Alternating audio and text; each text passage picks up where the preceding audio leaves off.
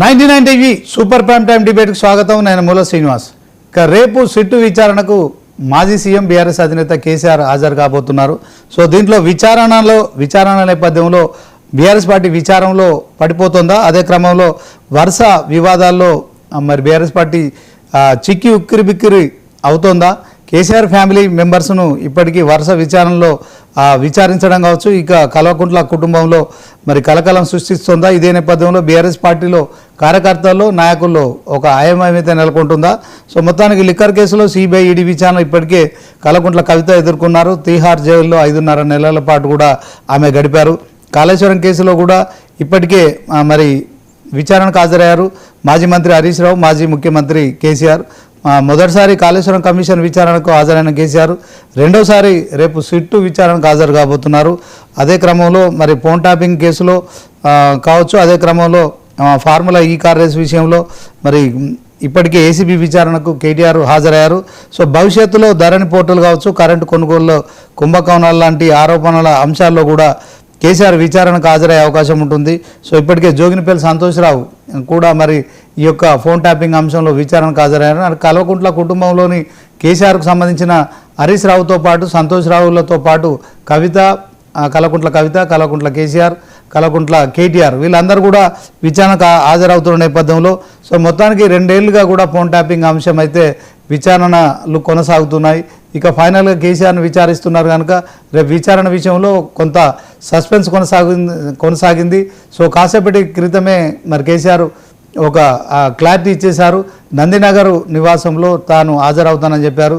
So దాంట్లో మరి ఎర్రవెల్లి నివాసానికి వచ్చి నన్ను విచారణ చేసుకోవాలని ఆయన కోరిన కోరికనైతే మరి సిట్టు అధికారులు పూర్తి స్థాయిలో అక్కడ కుదరదు, నందినగర్ నివాసానికి రావాలని చెప్పిన నేపథ్యంలో సో కేసీఆర్ దాన్ని కూడా సై అన్నారు.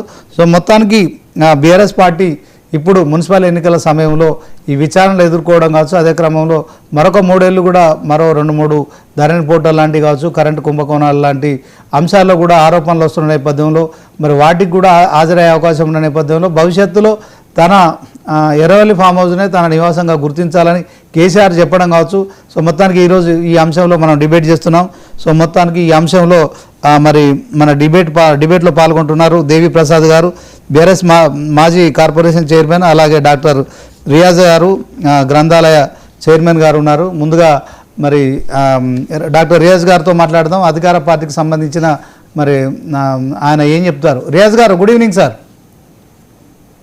శ్రీనివాస్ గారు, గుడ్ విషెస్ అండి మీకు, ప్యానల్ మెంబర్కి, ప్రేక్షకులందరికీ కూడా. చెప్పండి సార్, ఎలా చూస్తారు? కేవలం ఇది కక్షపూరితంగానే కాంగ్రెస్ బీఆర్ఎస్ పై కుట్ర చేస్తోంది. దీంట్లో ఫోన్ ట్యాపింగ్ అంశం అనేది కేవలం డిపార్ట్మెంటల్గా చేసుకోవాల్సిన పరిస్థితి ఉంటుంది. దీంట్లో ముఖ్యమంత్రి స్థాయి వ్యక్తి ఫోన్ నెంబర్లు ఇచ్చి పలానా ఫోన్ ట్యాపింగ్ చేయమని చెప్పారని చెప్పి మాజీ ఐపీఎస్ అధికారి, ప్రస్తుతం బీఆర్ఎస్ పార్టీ నేతగా ఉన్న ఆర్ఎస్ ప్రవీణ్ కుమార్ చెప్తున్నారు. సో దీంట్లో మీరేం చెప్తారు? శ్రీనివాస్ గారు, మొట్టమొదటిసారిగా ఈ విషయంపై చర్చించే ముందు భారత రాజ్యాంగ స్ఫూర్తిని కూడా మనం అర్థం చేసుకోవాలి. భారతదేశ ప్రజాస్వామ్య దేశం కదా. ఆర్టికల్ 14 స్పష్టంగా చెప్తా ఉన్నది. అదేంటంటే everybody equal in front of the law, చట్టం ముందు అందరూ సమానమే. నిజానికి 2014 సంవత్సరంలో ఒక ఉద్యమ నాయకుడిగా గొప్ప అవకాశాన్ని ప్రజలు కేసీఆర్కి పరిపాలించే అవకాశం ఇచ్చారు. కొత్త చరిత్రని కొత్త పేజీల మీద రాసే ఒక గొప్ప చారిత్రక అవకాశాలను పొందారు. కానీ 10 సంవత్సరాల పరిపాలనలో ఏమైపోయిందంటే ఆయన నియంతగా ఉండడానికే ఇష్టపడ్డాడు. మొత్తం పరిపాలనంతా కూడా కుటుంబానికి ఫలితం చేసే ప్రయత్నం చేశాడు. నిన్ను నేనే లాగా అవినీతి అంతా కూడా ఆయన వెనుకనే ప్రవహించేలా చేసుకున్నారు. టీఆర్ఎస్ వాళ్ళు ఇప్పుడు కూడా చెప్తున్న విషయం ఏంటంటే వాళ్ళు ఏమంటా ఉంటారంటే మా నాయకుడు దైవాంశ సంబూధుడు, చాలా గొప్పవాడు, మాకు ఇట్లాంటి మహిళలు ఏమంటాము, మాకు ఎట్లాంటి అవినీతి ఆరోపణలు మా నాయకుడికి అంటావు, వాటన్నిటికి అతీతమైన వాడు, ఆకాశం చీల్చుకొని వచ్చిన వాడు, భూమిని బద్దలు చేసుకొని వచ్చిన వాడు అనే లెవెల్లో మాట్లాడుతూ ఉన్నాడు. అది ప్రజాస్వామ్య స్ఫూర్తికి విరుద్ధము, విఘాతం కూడా. నెంబర్ 1. నెంబర్ 2 ఏంటంటే ఇందులో అబద్ధాలు ఏముంటాయండి శ్రీనివాస్ గారు? మూసీ నదిలో సీడీలను, పెన్ డ్రైవ్లను ముంచిన విషయం అబద్ధమా? కాల్ చేసిన విషయం అబద్ధమా? పంజాగుట్ట పోలీస్ స్టేషన్లో ఒక కేసు మీద విచారణ కోసం మేము పిలిచినప్పుడు తీగలాగితే మనకి డొంకంతా కదిలినట్టుగా కేసీఆర్ గారి పేరు ఫోన్ ట్యాపింగ్ బయటకు వచ్చింది.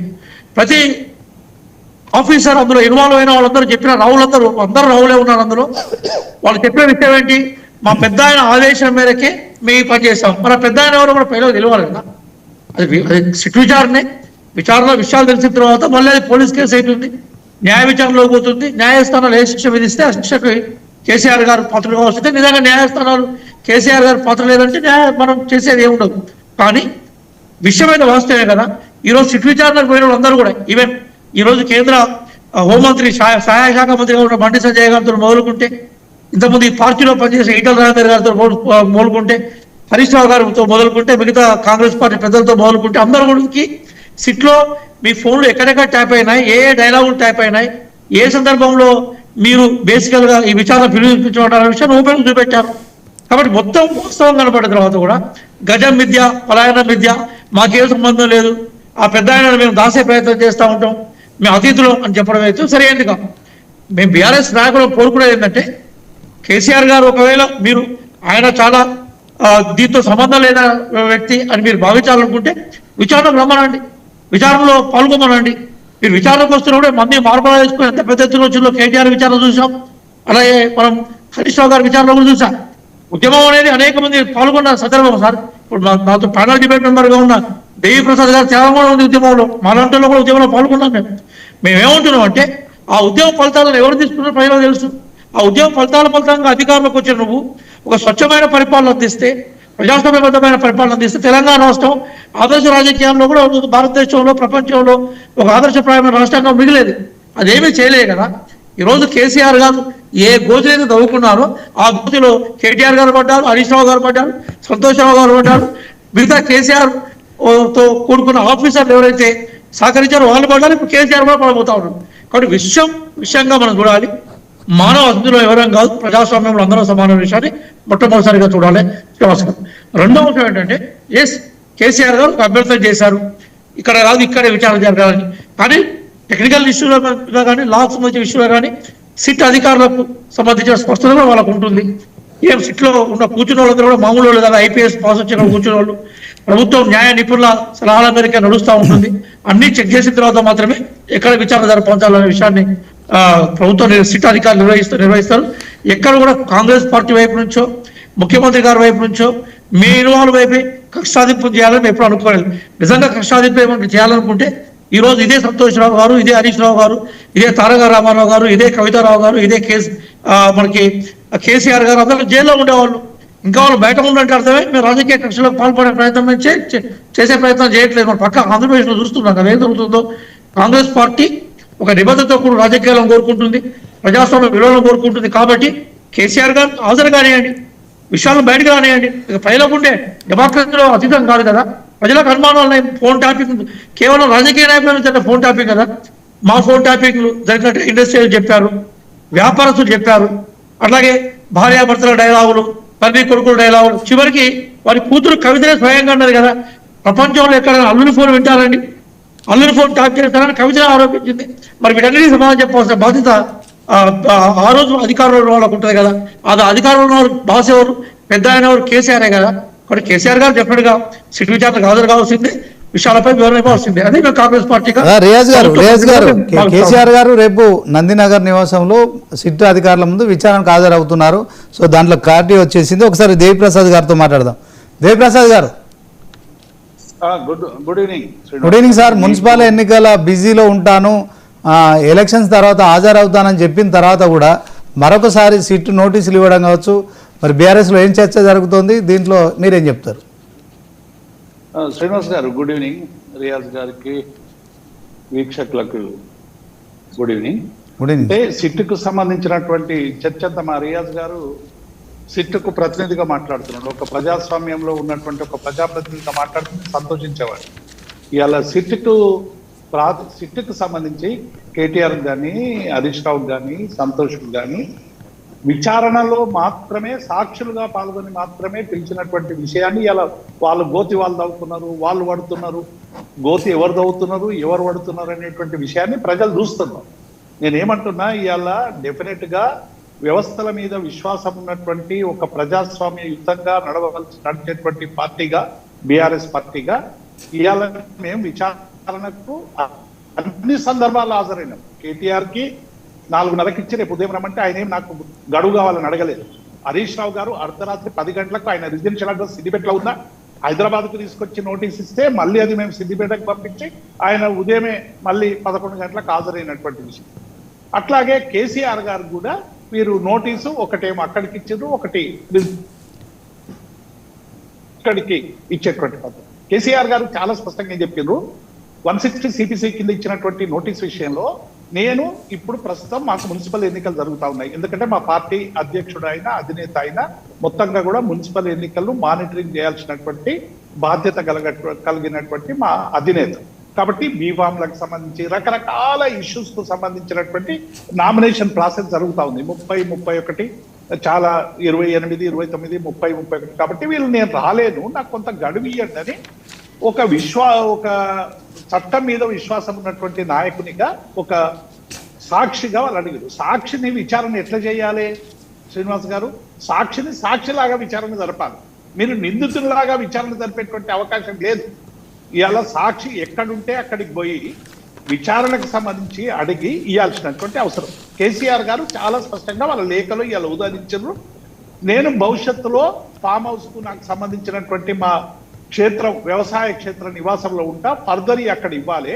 మీరు ఇట్లా నోటీస్ అంటించడం అనేటువంటిది ఇది చట్టాన్ని అతిక్రమించడం అనేటువంటి విషయాన్ని వారు చాలా స్పష్టంగా చెప్పి మీరు నిజంగానే కావాలనుకుంటే నేను డెఫినెట్ గా రేపు 3 గంటలకు విచారణ జరుపుకోండి, భవిష్యత్తుకు సంబంధించినటువంటి ఏ ఉత్తర ప్రత్యుత్తరాలైనా ఈ అడ్రస్ కు జరపండి అని చెప్తూనే ఈ సిట్టుకు సంబంధించినటువంటి అనేక అంశాల్లో ఉన్నటువంటి డొల్లతనాన్ని వాళ్ళు చాలా స్పష్టంగా చెప్పేటువంటి ప్రయత్నం చేశారు. మొన్న సిట్టుకు సంబంధించినటువంటి వాళ్ళు కేసీఆర్ 3ని రిజెక్ట్ చేసేటువంటి సందర్భంలో వాళ్ళు చెప్పిన మాట ఏంటి, ఈ జ్యూరిడిక్షన్ లోనే మేము విచారణ జరపాలి కాబట్టి మీరు ఈ జ్యూరిడిక్షన్ లోకి రావాలి అని రాస్తూనే ఇంకొక పక్క ఏమన్నారు, మాకు అక్కడ చేయడం అనేటువంటిది కొంత కష్టమైన పని, దానికి సంబంధించినటువంటి చాలా లాజిస్టిక్స్ సంబంధించినటువంటి సమస్యలు వస్తే రకరకాలుగా ఏవో చెప్పేటువంటి ప్రయత్నం చేసి ఒక మాజీ ముఖ్యమంత్రి, ఒక ప్రతిపక్ష నేత, ఒక సుదీర్ఘ కాలం రాజకీయంలో ఉన్నటువంటి వ్యక్తి ఏమైనా అప్స్కాండ్ అవుతాడని వారు ఒక వారం రోజులు టైం అడిగితే మీరు బాదరగా రేపు ఆదివారం, సరే ఆదివారమా సోమవారమా శనివారమా సిట్ వాళ్ళు ఏదైనా ఇచ్చారు, అంత బాదరగా ఇవ్వాల్సినటువంటి అవసరం ఏముంది? కాబట్టి ఇదంతా కూడా ఏంటంటే ఒక పొలిటికల్ డైవర్షన్ డ్రామా. ఇవాళ అనేక అబద్ధాలు చెప్పి అనేక బూటకపు మాటలు చెప్పి ప్రజల్లో గందరగోళం లేపి ప్రజల డైవర్షన్ చేసి అధికారంలోకి వచ్చినటువంటి కాంగ్రెస్ ఈ 2.5 ఏళ్లలో 2 సంవత్సరాల 2 నెలల్లో ఇచ్చినటువంటి హామీలన్నీ వైఫల్యం చెందినాయి. ఇవాళ అంతటా కూడా కాంగ్రెస్ పార్టీకి సంబంధించినటువంటి ప్రజాప్రతినిధులు సైతం ఇవాళ ఎంత బాధపడుతున్నారో, మేము ఇచ్చిన హామీలు ఏంది, అమలవుతున్నది ఏంది, ఇవాళ ప్రజల్లో వ్యతిరేకత ఎట్లా వస్తున్నది అనేటువంటి అంశాన్ని ఇవాళ చాలా స్పష్టంగా ఇవాళ క్షేత్రస్థాయిలో కనబడతా ఉంది. మొన్న గ్రామ పంచాయతీ ఎన్నికలకు సంబంధించి కూడా ఏ ప్రతిపక్షమైనా ఎన్నికలు అయిపోయినాక ఒక 30 నుంచి 40% లోపు వస్తే అది ఒక గొప్ప విజయం. నిజంగానే మొన్న గ్రామీణ ప్రాంతాల్లో మా బలపరిచినటువంటి అభ్యర్థులు కాంగ్రెస్ చెప్పిందేమో 3,500 అయినా మాకున్న లెక్కల ప్రకారం ఒక 4,000 వరకు సర్పంచులు మేము గెలుచుకున్నాం, మెజార్టీ సర్పంచులు కాంగ్రెస్ గెలుచుకున్నాం. రేపు మున్సిపల్ ఎన్నికల్లో మేము ఇంత తలమునకలైనటువంటి సందర్భంలో ఇవాళ నోటీసులు ఇచ్చి మొత్తంగా కూడా ఈ మున్సిపల్ ఎన్నికను డైవర్ట్ చేయడం అనేటువంటిది ఇది ఒక పొలిటికల్ డ్రామాగా నడుస్తూ ఉంది. ఎందుకంటే గ్రామ పంచాయతీ ఎన్నికల్లో లభించినటువంటి విజయాన్ని కొంత పక్కదారి పట్టించడానికి రేపు మున్సిపల్ ఎన్నికల్లో మా నాయకత్వాన్ని ఇబ్బంది పెట్టేటువంటి ప్రక్రియ తప్ప ఇంకొకటి కాదు. మీరు సాక్షిని విచారించేటువంటి పద్ధతి సాక్షిగా విచారించండి. ఇలా నేనేం అడ్వకేట్ని కాదు, నాకు ఆ విషయాలు తెలివై, కానీ చాలా మంది న్యాయ నిపుణులు చెప్తున్నటువంటి అంశాలే నేను ఈ సందర్భంగా ఉదాహరిస్తా ఉన్నాను. కాబట్టి వారికి ఆ స్వేచ్ఛ ఉంది, అడిగేటువంటి హక్కు ఉంది. అయినప్పటికీ కూడా మీరు ఒక ఆనందం కోసం ఏదో మంగమ్మ శపథం లాగా నేను అప్పుడు ఓటుకు నోటు ఒక డబ్బులతో దొరికిపోయినా కాబట్టి, నేను జైలుకు పోయినా కాబట్టి నా ప్రత్యర్థులు కూడా జైలుకు పోయాలని కలలు కంటున్నటువంటి ఒక రేవంత్ రెడ్డి ఆడుతున్నటువంటి ఒక డ్రామా అనేటువంటి విషయాన్ని మేము చాలా స్పష్టం చేస్తా ఉన్నాం. ప్రజాస్వామ్యం మీద నమ్మకం ఉంది కాబట్టి విచారణకు హాజరవుతున్నాం. మా రియాజ్ మిత్రులు అంటా ఉన్నారు, ఎందుకు ఇంత అడావిడి, పిలవగానే దొంగల అని అంటున్నారు. మరి రాహుల్ గాంధీ సోనియా గాంధీని నేషనల్ హెరాల్డ్ కేసులో పిలిచినప్పుడు ధర్నాలు చేసి ఎందుకు గగ్గోలు పెట్టిండ్రు? ఇలా దేశవ్యాప్తంగా సిబిఐ మీద, ఈడీ మీద చేస్తున్నటువంటి దుష్టాంతాల మీద ఇలా రాజ్యాంగ పుస్తకం పట్టుకొని చాలా కళ్ళబొల్లి మాటలు మాట్లాడుతున్నటువంటి వాళ్ళు పాలిస్తున్నటువంటి రాష్ట్రాల్లో రాజ్యాంగం పూర్తిగా నిర్లక్ష్యం అవుతా ఉంటే, 80 మంది గురుకుల విద్యార్థులు మరణిస్తా ఉంటే, 43 మంది రిటైర్ ఉద్యోగులు మరణిస్తా ఉంటే, నిరుద్యోగ యువకులు తమకు ఉద్యోగాలు కావాలని అశోక్ నగర్ లో, దిల్సుఖ్ నగర్ లో పెద్ద ఎత్తున నిరసన ప్రకటిస్తే వాళ్ళ మీద చేస్తున్న మీ దాష్టికాలు ఏంటి అని ఇలా తెలంగాణ ప్రశ్నిస్తున్నటువంటి అంశాన్ని ఇలా డైవర్ట్ చేసేటువంటి ప్రయత్నం చేస్తా ఉన్నారు. నిజంగానే మా మీద ఏదో కోపం ఉండో, లేకుంటే మా పరిపాలన మీద ఏదో కొంత అసంతృప్తి ఉండో మమ్మల్ని ఓడించినటువంటి మాట వాస్తవం. కానీ మీరు ఇచ్చినటువంటి మాటల వల్ల, మీరు ఇచ్చిన హామీల వల్ల ఇలా ప్రజలు పడుతున్నటువంటి బాధలకు సమాధానం చెప్పాలి కదా శ్రీనివాస్ గారు. ఇలా కనీసం మిషన్ భగీరథకు నీళ్ళు ఇస్తే వాటికి నల్లాలు రిపేర్ చేయడానికి కూడా మెయింటెనెన్స్ లేదు శ్రీనివాస్ గారు. ఎంత దుర్మార్గం అంటే ఇవాళ మొత్తంగా మున్సిపల్ ప్రాంతాలలో పనులు అయిపోతే గతంలో ప్రభుత్వం ఇచ్చిందని ఆ పనులన్నీ బంద్ చేసింది. మరి ఆ పనులు కాకపోతే కొత్త పనులనే చేసి మీరు ఇవ్వాలి కదా. ఈ 2 సంవత్సరాల 2 నెలలలో ఒక తట్టెడు మట్టి కానీ, ఒక రోడ్డు కానీ, ఒక బ్రిడ్జ్ కానీ, ఒక చెరువు నిర్మాణం కానీ ఏమీ చేయలేదు. ఏమనంటే పొద్దున్న లేస్తే కేసీఆర్ని తిట్టడం, కేటీఆర్ తిట్టడం, ఆ లక్షలు అన్నదంటడం, ప్రజాస్వామ్యంలో పలుకులు వలికినట్టు పెద్ద పెద్ద రాజ్యాంగ సిద్ధాంతాలు వల్లించడం తప్ప ప్రజలకు చేసేది ఏమున్నది? ఇలా డెఫినెట్ గా ఈ చర్చ జరగాలి. నేను ఏమంటున్నా, సిట్ పట్ల మాకు గౌరవం ఉంది. సిట్కు కేసీఆర్ సహకరిస్తున్నాడు. అందుకే మీరు నా లెటర్ను రిజెక్ట్ చేసినా నేను వచ్చి కూర్చుంటా, మీరు విచారణ జరపండి అని ఆయన ఇలా ఒక రాజనీతిజ్ఞుడుగా సంస్థల మీద విశ్వాసం. మీకు తెలంగాణ ఉద్యమ సందర్భంగా కూడా రియాజ్ గారికి తెలిసి ఉంటుంది, ఎప్పుడు కూడా మనం హింసను ప్రోత్సహించొద్దని చెప్పేవాడు కేసీఆర్ గారు. ఎప్పుడు కూడా మాలాంటి వాళ్ళు కొంతమంది కొన్ని మిలిటెంట్ చర్యలు చేయాలనే అప్పుడో ఇప్పుడో ప్రపోజల్ పెట్టా కూడా అటువంటి చర్యలు మనం దిగొద్దు. గతంలో 69 ఉద్యమంలో కానీ మిగతా దేశవ్యాప్తంగా జరుగుతున్నటువంటి ఉద్యమాల్లో హింసకు ట్రాప్ వేసి పాలకులు ఉద్యమాల్ని అణిచేస్తారనేటువంటి విధానం చెప్పి మా అందరినీ కూడా ఎక్కడ కూడా ధర్మబద్ధంగా, రాజ్యాంగబద్ధంగా హింస లేకుండా ఉద్యమం జరగాలని కోరుకున్నటువంటి నాయకుడు ఒకడు కేసీఆర్ గారు. కాబట్టి నేను ఏమంటున్నా, మీరు విచారణ జరపండి. నిజంగానే దోషులను ఎవరు ఉంటే వాళ్ళని శిక్షించేటువంటి ప్రయత్నం చేయండి. అది చేయకుండా కేవలం బురద జల్లేటువంటి ప్రయత్నం చేసి సాక్షిగా పిలిచినటువంటి కేసీఆర్ ను నిందితులుగా ప్రచారం చేయడం అనేటువంటిది ఇది దుర్మార్గం అనేటువంటి విషయాన్ని నేను స్పష్టం చేస్తా ఉన్నాను శ్రీనివాస్ గారు. Thank you sir. దేవిప్రసాద్ గారు. రియాజ్ గారు. శ్రీనివాస్ గారు, మనం విలువల గురించి మాట్లాడే ముందు మాకు విలువలు ఉన్నాయా లేదన్న విషయాన్ని చెక్ చేసుకోవాలి. కాంగ్రెస్ పార్టీకి విలువలు ఉన్నాయి కాబట్టి 70 ఏళ్ళుగా భారతదేశంలో ప్రజాస్వామ్యం అవుతుంది. ఆ విలువలకు భిన్నంగా ఎవరు ప్రవర్తించినా కూడా మేము విలువల ప్రాతిపదికగా ప్రశ్నించే ప్రయత్నం చేస్తూ ఉంటాం. పిసిసి ప్రెసిడెంట్ గా రేవంత్ రెడ్డి గారు ఉన్నప్పుడు బిడ్డ పెళ్లి కోసం, బిడ్డ ఎంగేజ్మెంట్ కోసం పెడితే మేము కనీసం నోటీస్ పత్రిక పెట్టినాం. ఇంటికి పోయి ఎట్టుకొచ్చిన సందర్భాలు ప్రజలు మర్చిపోయారని బీఆర్ఎస్ వాళ్ళు అనుకుంటే మేమనలేము. కొడంగల్లో అర్ధరాత్రి ప్రచారం ఉన్న రేవంత్ రెడ్డి గారిని రాత్రిపూట 2 గంటలకు తలుపు కొట్టి ఎత్తుకపోయిన సందర్భం ఏందో ప్రజలు మర్చిపోయారు అనుకుంటే మేమనలేము. అట్లాగే ఉద్యమంలో పాల్గొన్న డాక్టర్ చదువు సుధాకర్ని చేతులు ఎరుకొట్టిన సందర్భం ఎక్కడుందో అరెస్ట్ చేసే సందర్భాలు జనాలు ఏం మర్చిపోలేదన్న విషయంలో గుర్తు చేస్తున్నాను. కోదండరాం అర్ధరాత్రి ఇంటి మీద దాడి చేసి తలుపులు మొదగొట్టి కోదండరాం ఎత్తుకపోయిన పరిస్థితి కూడా ప్రజలేం మర్చిపోలేదన్న విషయాన్ని వాళ్ళకి గుర్తు చేస్తా ఉన్నాను. మరి వాళ్ళు విలువల గురించి మాట్లాడితే హాస్యాస్పదంగా ఉంటుంది. ఈ రోజు నిజంగా కనుక ఆ 10 ఏళ్ల పరిపాలన కాలంలో వాళ్ళు విలువలనే ప్రేమిస్తే, ప్రజాస్వామ్య హక్కులనే ప్రేమిస్తే, హరగోపాల్ గారు ఈ పురుపలు కొట్టిన సందర్భాలు కూడా జనాలు మర్చిపోలేదనే విషయాన్ని గుర్తుపెడుతున్నాం. ఏ తెలంగాణ కోసం గజగట్టి ఈ రోజు వారి జయంతి ఉత్సవాలు జరుపుకుంటున్నాం. గద్దర్ గారిని దారుణంగా 6 గంటలు ఇంటి బయట ఎండలో నిలబెట్టే విషయాన్ని కూడా ప్రజలు మర్చిపోలేదనే విషయాన్ని వాళ్ళు గుర్తుపెడతా ఉన్నాం. వాళ్ళ పార్టీలో ఉన్న డిప్యూటీ సీఎంగా ఆ రోజు వ్యవహరించే రాజయ్య గారిని ఎంత అవమానపరిచిన విషయం కూడా ప్రజలు మర్చిపోలేదని చెప్తున్నాను. కాబట్టి విలువలు వాళ్ళకే కాదు కూడా గుర్తుంటే రియాజ్ గారు విలువలు కోల్పోయినారు కాబట్టి, ప్రజల హక్కులు అడిగారు కాబట్టి ప్రజలు నెత్తిపీకి చెప్పారు. మేము ఏమంటున్నాం అంటే సార్, సిట్ తన పట్టా చేసుకున్నప్పుడు ఇప్పుడు ఒక అడ్రస్, అఫీషియల్ అడ్రస్ ఉంటుంది. ఇప్పుడు నేను హైదరాబాద్ లో ఉంటున్నాను సార్ స్టేట్ చైర్మన్ గా. క్లారిటీ వచ్చింది. ఆయన విచారణకు వస్తున్నారు సార్. ఆయన కేసీఆర్ గారు వస్తున్నారు. ఒకసారి దేవిప్రసాద్ గారు ఏం మాట్లాడతారో వినండి.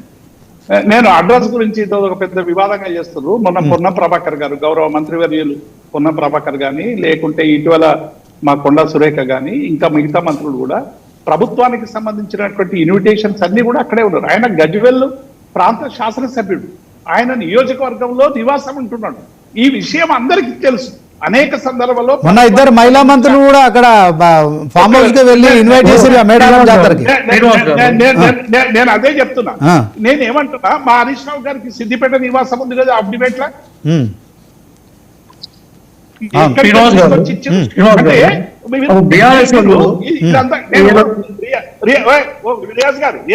నేను చెప్పినాక మీరు చెప్పండి. నేను సమయంతో మాట్లాడుతున్నా.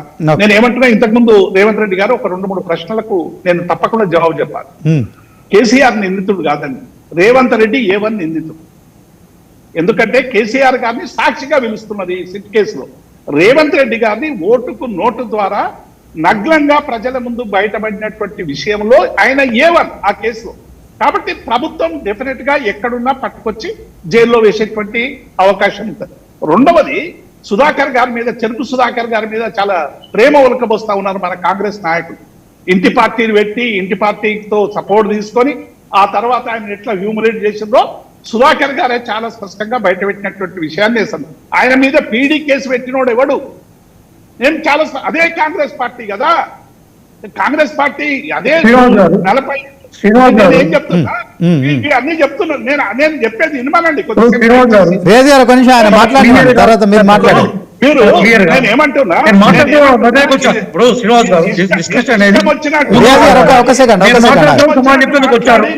మాట పూర్తి కాలే కదా, ఆయన ఒక మాట చెప్పినాక మళ్ళీ నా కంటిన్యూ అయినాక మనం మాట్లాడుకోమాలండి. మేము తెలంగాణ ఉద్యమంలో పాల్గొన్న చేతి నుంచి బయటకు వచ్చిన వాళ్ళు. మేము కొత్తగా తెలంగాణలో పుట్టాం.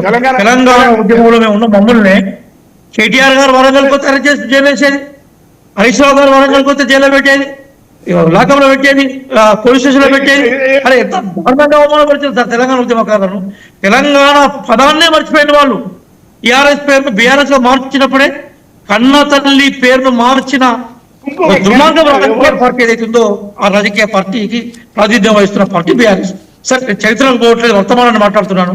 ఒక విషయం సార్, ఆయన మాట్లాడుతున్నాడు కదా ఫోన్ ట్యాపింగ్ అనేది. ఒక ప్రతిపక్ష నాయకుడిగా, ఒక పార్టీ ప్రతినిధిగా ఇంకో దగ్గరికి ఒక విషయం మీద మాట్లాడుతున్నప్పుడు ట్యాపింగ్ చేయడం, ఫోన్ ట్యాపింగ్ అనేది దుర్మార్గం సార్. ఇప్పుడు భావ ప్రకటన అనేది భారత రాజ్యాంగం ఇచ్చిన హక్కు. ఒక నిమిషం రియాజ్ గారు దేవిప్రసాద్ గారు మాట్లాడుతూ ఫోన్ ట్యాపింగ్ అంశమే దేవిప్రసాద్ గారు ఒకటే ప్రశ్న, ఈ రాష్ట్రంలో ఫోన్ ట్యాపింగ్ జరిగిందా లేదా? 10 సంవత్సరాల కాలంలో ఫోన్ ట్యాపింగ్ జరిగిందన్న విషయాన్ని అప్రూవల్ గా ప్రభాకర్ రావు అంటూ ఒప్పుకున్న విషయాన్ని మీద చాలా లీకేజీలు వస్తున్నాయి. ఫోన్ ట్యాపింగ్ చేయడాన్ని సరి అయింది అని అన్నప్పటికీ వాళ్ళ గురించి మాట్లాడడానికి మా దగ్గర ఏముండదు. ఫోన్ ట్యాపింగ్ జరిగే సందర్భంలో ఈ రాష్ట్రానికి ముఖ్యమంత్రికి ఎవరున్నారు చెప్పాలండి. చెప్పండి సార్. ఇప్పుడు ఈ రాష్ట్రంలో, ఉమ్మడి రాష్ట్రంలో గత 50 ఏళ్లుగా ఫోన్ ట్యాపింగ్ జరుగుతున్నటువంటి మాట నిజం. ఎందుకంటే తెలంగాణ ఉద్యమ సందర్భంగా మేమందరం కూడా తెలంగాణ ఉద్యమంలో మా ఇంటి నుంచి అడుగు పెట్టక ముందే, మేము పార్కుకు చేరుకోకముందే, మేము ఉద్యమ ప్రాంతానికి చేరుకోకముందే మమ్మల్ని ఎంత వేటాడిందో అప్పుడు అధికారంలో ఉన్నటువంటి పార్టీ ఏదో తెలంగాణ ప్రజలకు చాలా స్పష్టంగా తెలుసు.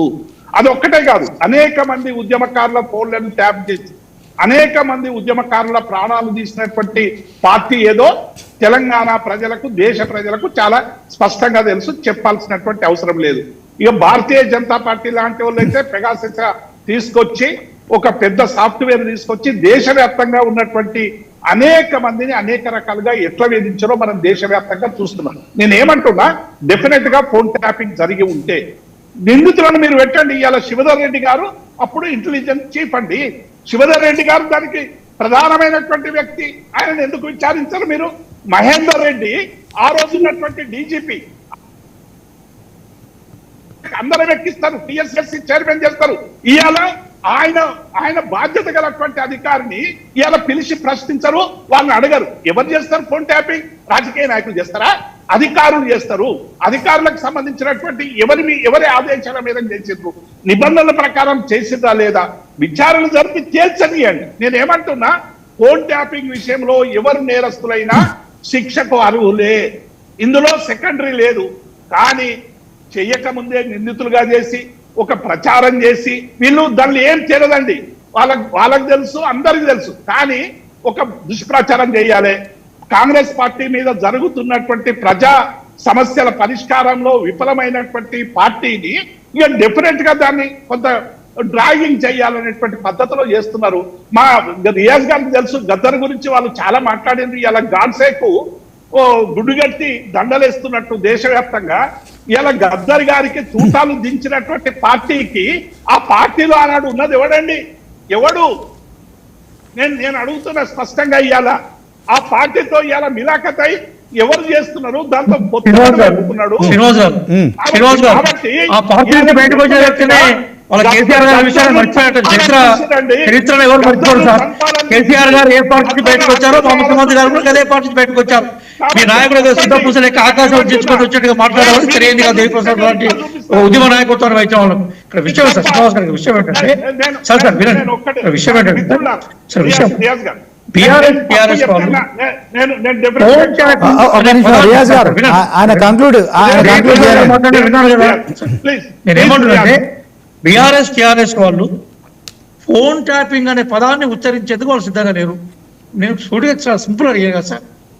ఈ రాష్ట్రంలో ఫోన్ రియాజ్ గారు ఆయన చెప్పారు కదా, ఫోన్ ట్యాపింగ్ లో ఎవరైనా నిజంగా దోషులు ఇప్పుడు జరుగుతున్నది ఫోన్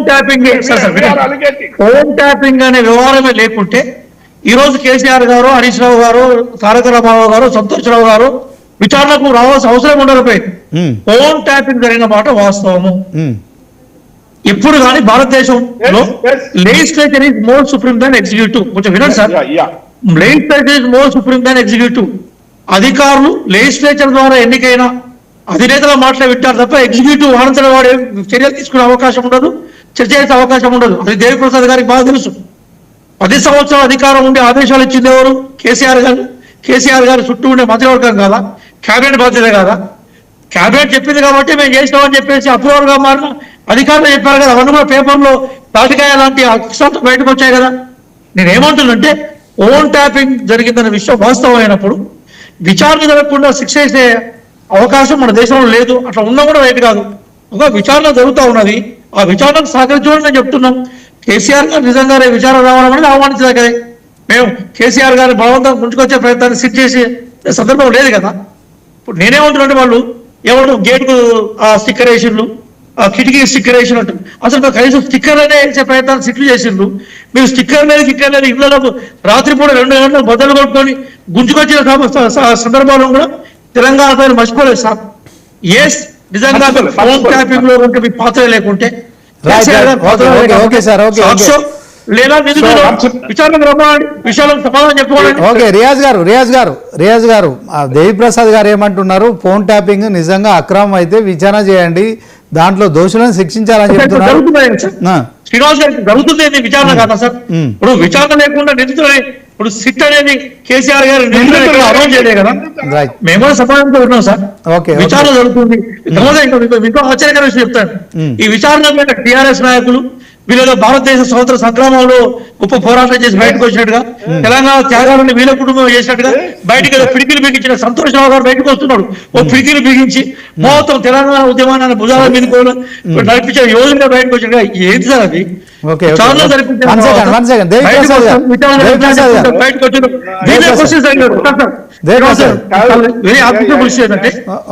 విచారణ ఏంటంటే వాళ్ళు ఫస్ట్ అడిగి మేము సమాధానం చెప్పి ఉంటారు కానీ వీళ్ళ నాయకులు లోపలికి వచ్చి మేమే సిట్ అధికారులు విచారించడం, మేమే వాళ్ళ ప్రశ్న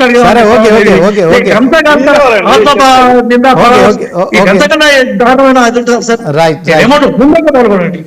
కానీ మీరు ఏం చేస్తుంటే వీళ్ళంటే లోపలిపై ప్రశ్నలకు సమాధానం చెప్పడం మేమే ప్రశ్నించడం, మేమే తికమక పెట్టినాం. రాజ్యాంగ సంస్థల మీద, రాజ్యాంగ వ్యవస్థల మీద నమ్మకం లేదా? ఇంకొక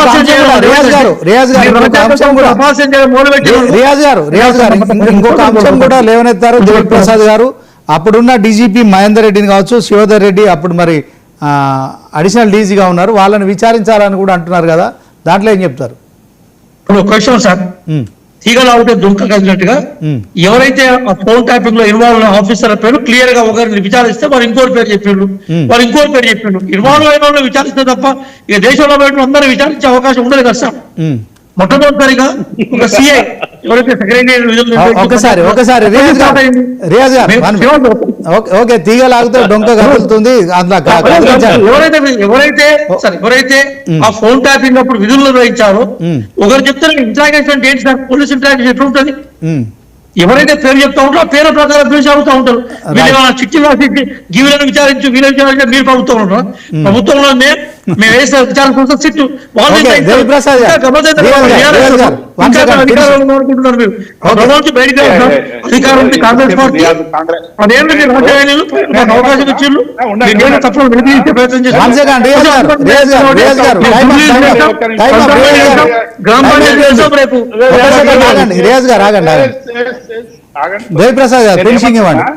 ఇప్పుడు సిట్ అధికారులకు సంబంధించి ఎవరైనా సిట్ అధికారులు బయటకు వచ్చి డెఫినెట్ గా మేము చేసినటువంటి తప్పులని చెప్తే డెఫినెట్ గా వెల్కమ్. కానీ ఏ సిట్ అధికారి కూడా ఇప్పటి వరకు వచ్చి కేసీఆర్ గాని కేటీఆర్ గాని హరీష్ రావు గాని ఇంకొకరి XYZ మీద మాకు ఆధారం దొరికింది ఇప్పటి వరకు ఇంకా విచారణ జరుగుతుంది. కేవలం విచారణలో భాగంగానే సిట్ పనిచేస్తా ఉంది. దాన్ని మేము సంపూర్ణంగా సహకరిస్తున్నాం. అడిగిన ప్రశ్నలకు అన్ని జవాబు చెప్తున్నాం. వీళ్ళు సీఎంఓ నుంచి ఏం లీకులు చేస్తున్నారంటే మేము కుచ్చి అడిగినాం, 13 మంది అధికారులు ఇట్లా చూసిండ్రు, 25 మంది అధికారులు గుచ్చి ప్రశ్నలు వేసిండ్రు అని చెప్తే డెఫినెట్ గా హాజరైనటువంటి వాళ్ళ మీద వ్యక్తిత్వాలను జరుగుతూ ఉంటే బయటకు వచ్చి అక్కడ ఏమీ జరగలేదు, మేము ఆ ప్రశ్నలు వేసినాం, వాళ్ళు ఇచ్చినటువంటి ప్రశ్న లోపల జరిగినటువంటి ఏ ప్రశ్నలకు ఏం జవాబు చెప్పినామనేటువంటిది చెప్పారండి. ఎవ్వరు చెప్పలేదు. వీళ్ళు కేటీఆర్ గానీ హరీష్ కానీ బయటకు చెప్పి వాళ్ళు ఏం చెప్పారు, మేమే కొన్ని ప్రశ్నలు కూడా వాళ్ళకి సంధించడం చెప్పారు. తప్పేముందండి? సిట్ ఏమన్నా రాజ్యాంగానికి అతీతమైనటువంటి శక్తి? సిట్ కూడా ప్రజాస్వామ్యంలో ఒక ప్రభుత్వంలో ఉన్నటువంటి ఒక వ్యవస్థ. డెఫినెట్ గా వ్యవస్థ తప్పు చేస్తే అడిగేటువంటి హక్కు ప్రతి సభ్యునికి ఉంటుంది. అదే రాజ్యాంగం కదా ఇలా పార్లమెంట్ లో పెట్టుకుని రాజీవ్ గాంధీ గారు చెప్తున్నది. అంటే తెలంగాణలో రాజ్యాంగం నడవదా? నేను డెఫినెట్ గా మేమేం చెప్తున్నాం, విచారణ జరగనివ్వండి, విచారణ కోసం మేము సహకరిస్తాము. అందులో ఎవరు దోషులైనా చేయండి, కానీ అసలు దోషులను ఇంటరాగేట్ చెయ్యరు.